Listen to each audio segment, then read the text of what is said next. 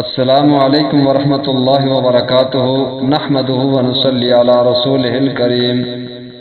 اما بعد فاعوذ باللہ من الشیطان الرجیم بسم اللہ الرحمن الرحیم عن سعد بن ابی وقاص رضی اللہ تعالی عنہ قال قال رسول اللہ صلی اللہ تعالی علیہ وسلم من قال حين يسمع المؤذن اشهد ان لا اله الا الله وحده لا شريك له واشهد ان محمدا عبده ورسوله رضيت بالله ربا وبمحمد رسولا وبالاسلام دينا غفر له ذنبه رواه مسلم اللهم صل على محمد النبي الأمي وعلى آله وسلم تسلیما۔ حضرات محترم سامعین گرامی، ہمارے گزشتہ درس میں اذان کی آواز سن کر اذان کے کلمات کا جو جواب دینا ہے اس کے متعلق جو بیان ہو چکا ہے، اور اب اس حدیث مبارکہ میں وہ بیان کہ جو مؤذن کی آواز سن کر، مؤذن کی اذان کی ندا آواز سن کر جو کلمات پڑھے جائیں گے، اور ان کلمات کی وجہ سے، ان کلمات کی برکت سے اللہ تعالیٰ سننے والے شخص کو اور یہ کلمات پڑھنے والے شخص کو اس کے سارے سابقہ گناہ معاف فرما دیں گے۔ یہ صحیح حدیث مبارکہ جو امام مسلم رحمہ اللہ نے اپنے صحیح المسلم میں بیان فرمائی ہے، تو فرمایا کہ عن سعد بن ابی وقاص رضی اللہ تعالیٰ عنہ قال، حضرت سعد بن ابی وقاص رضی اللہ تعالیٰ عنہ سے روایت ہے کہ رسول اللہ صلی اللہ علیہ وسلم نے فرمایا کہ جو شخص مؤذن کی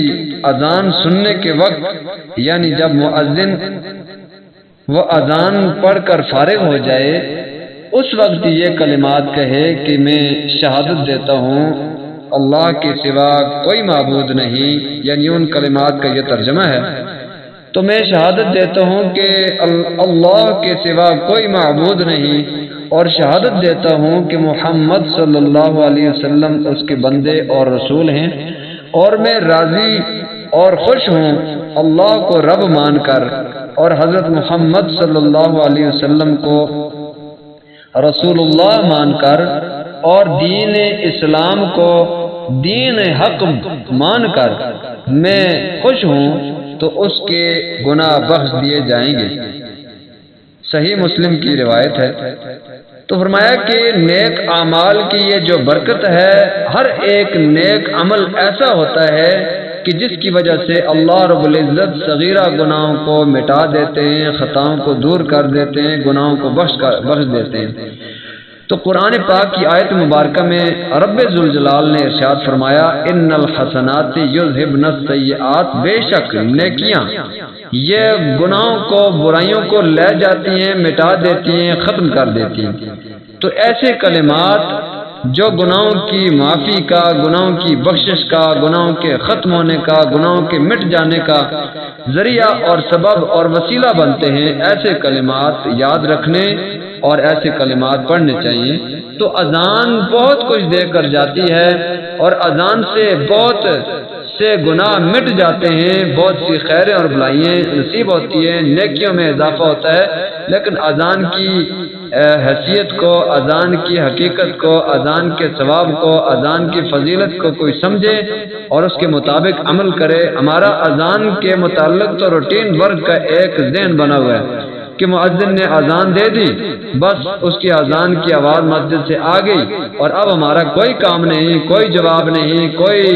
اس پر عمل کے لیے لبیک نہیں، کوئی جماعت کے ساتھ نماز نہیں۔ تو اس لیے ایسی باتوں سے بچنا چاہیے، اور دین اسلام کے ہر مسئلے کو سیکھ کر عمل کرنا چاہیے۔ ان فضیلتوں سے ہر مسلمان پیچھے رہ جاتا ہے، محروم رہ جاتا ہے۔ تو ایسی